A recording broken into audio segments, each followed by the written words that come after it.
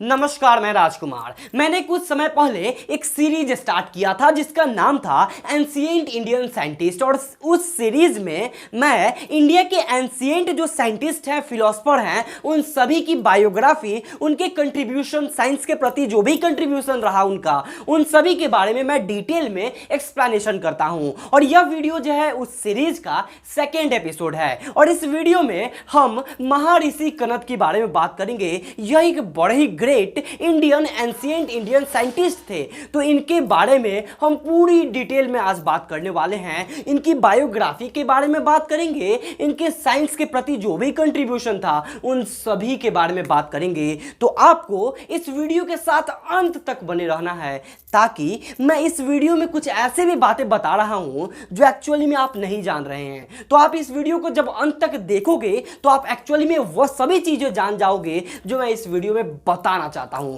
तो यह वीडियो बहुत ही इंपॉर्टेंट है। तो चलिए इस वीडियो को शुरू करते हैं।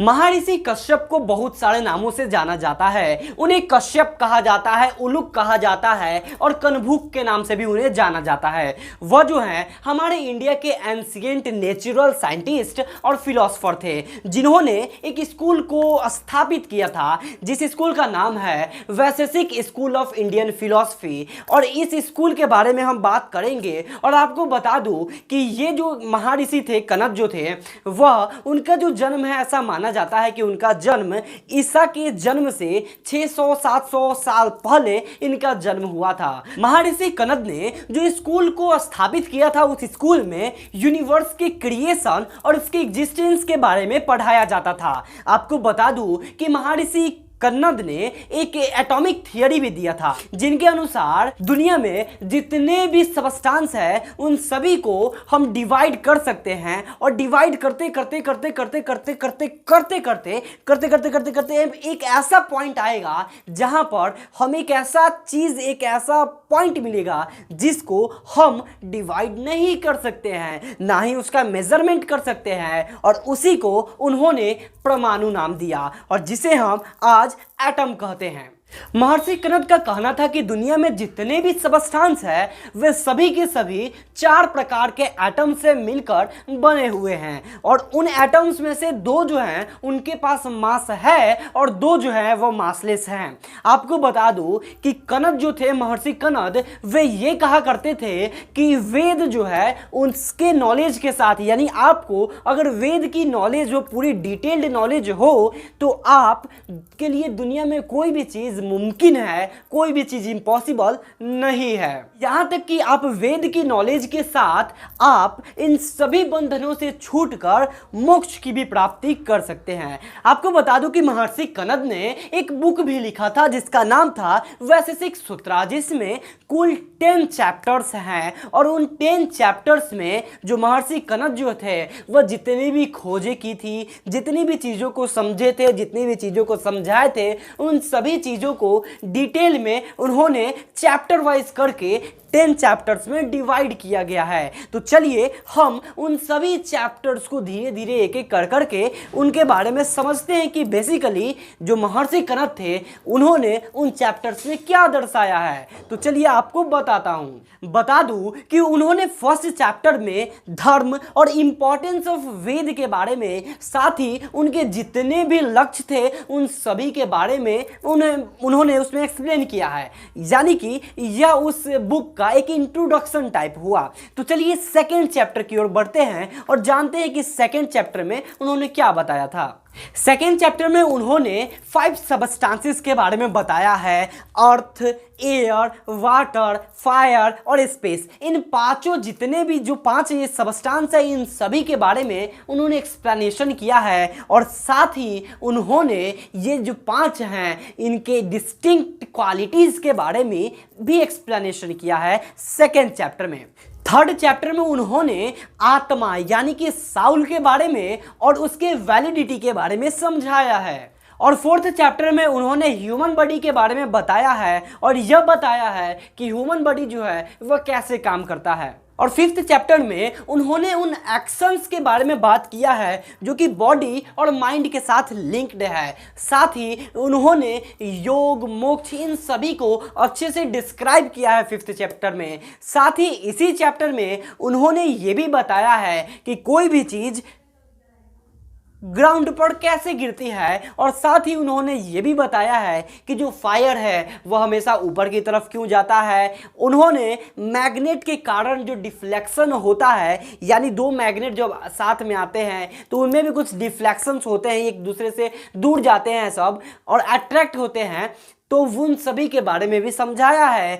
जो रेनफॉल है, थंडर स्टॉर्म है, इन सभी के नेचर के बारे में समझाया है। साथ ही उन्होंने ये भी बताया है कि जो लिक्विड है वो कैसे फ्लो करता है, यानी जितने भी नेचुरल फेनोमेना हैं उनमें से कुछ कुछ जो है उन्होंने डिस्क्राइब किया है अपने 5th चैप्टर में। इन सभी के अलावा आप लोग जानते होंगे कि जो लॉ ऑफ मोशन है उसे न्यूटन ने दिया है, लेकिन एक्चुअली में मैं आपको बता दूं कि जो लॉ ऑफ मोशन है वो एक्चुअली में महर्षि कनद ने दिया हुआ था, और न्यूटन के जन्म से बहुत सी सेंचुरीज पहले ही।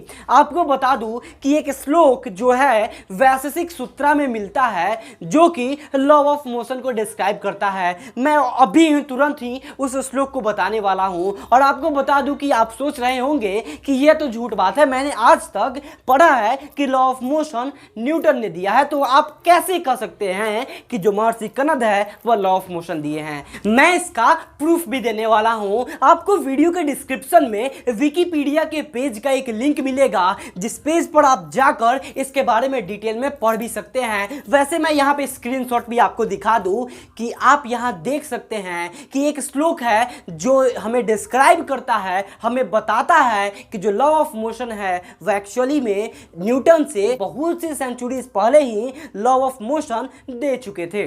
वेग निमित्त विशेषात कर्मण जायते, वेग निमित्त पेक्षात कर्मण जायते, निताधिक क्रिया प्रबंध हेतु वेग संयोग विशेष विरोध ही। यानी कि अगर हम किसी ऑब्जेक्ट पे अगर फोर्स लगाते हैं तो उस फोर्स के कारण वो जो ऑब्जेक्ट है वो मोशन में आ जाती है।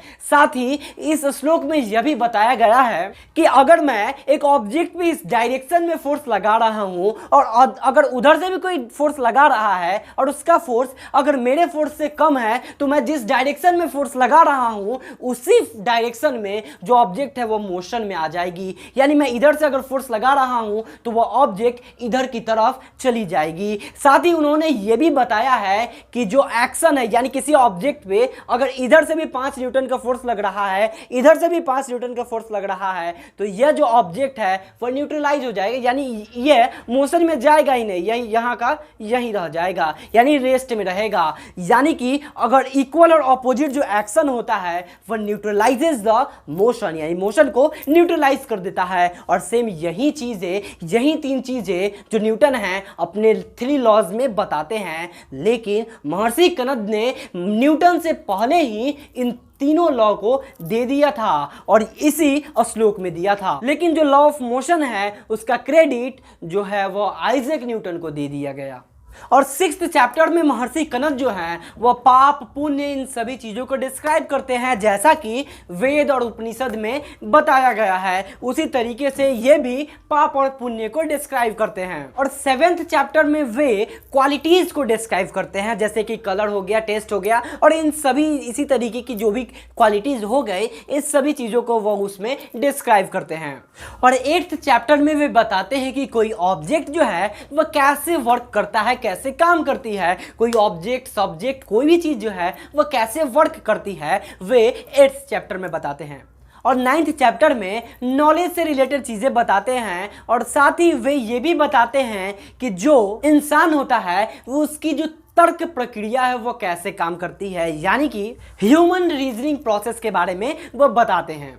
और फाइनली वो 10th चैप्टर में आत्मा के बारे में बताते हैं, और वे ये भी बताते हैं कि मेडिटेशन जो है वह एक ऐसा तरीका है, एक ऐसा रास्ता है जिसके द्वारा आप खुद के जो आत्मा है उससे रिलेटेड नॉलेज को गेन कर सकते हैं, साउल नॉलेज ले सकते हैं मेडिटेशन के द्वारा। सो दोस्तों, आज की इस वीडियो में हमने जाना कि कैसे जो हमारे महर्षि कनद थे वे हमारे जो भी साइंस है उनमें उनका क्या कंट्रीब्यूशन रहा, साथ साथ ही उनके जीवन को भी हमने देखा और हमने सबसे महत्वपूर्ण यहाँ चीज़ देखी कि जो लॉ ऑफ मोशन है वह एक्चुअली में न्यूटन से पहले ही जो महर्षि कणत थे उन्होंने दे दिया था।